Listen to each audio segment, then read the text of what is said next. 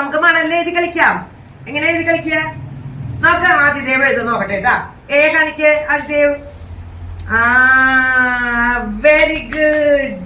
എല്ലാരും നീ ബി എഴുതി കാണിക്ക്. ബി എഴുത്. എന്റെ അമ്മോ.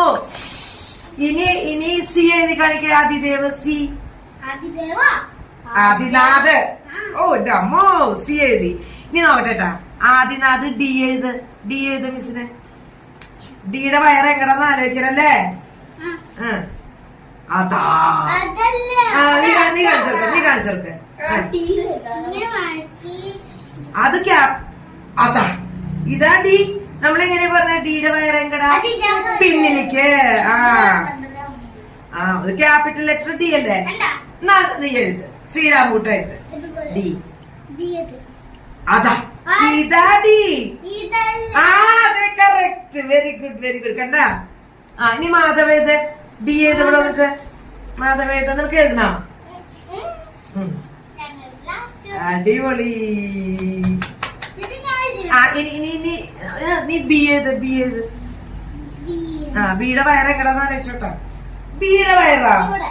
എഴുത്. സ്മോൾ ലെറ്റർ എഴുതാ ആദിക്കുട്ട. സ്മോൾ ലെറ്റർ ബി എഴുതാ. ആദിക്കുട്ട നീനാഥ് ദേവ്. അപ്പൊ നമ്മൾ ഒന്നിച്ച് ആദിന്നല്ലേ വിളിക്ക.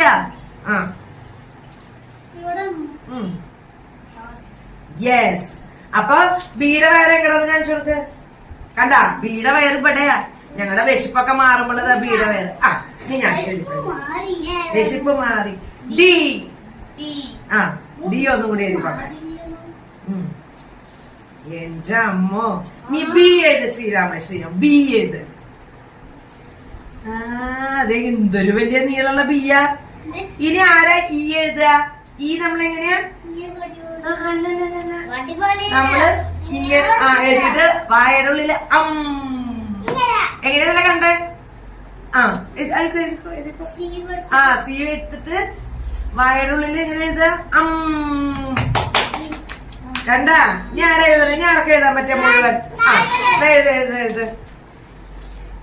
ഇതെന്താ? കണ്ട. ഞാൻ ആർക്കും എഴുതണ്ടേ? എഴുത്. എഫ് എഴുത്.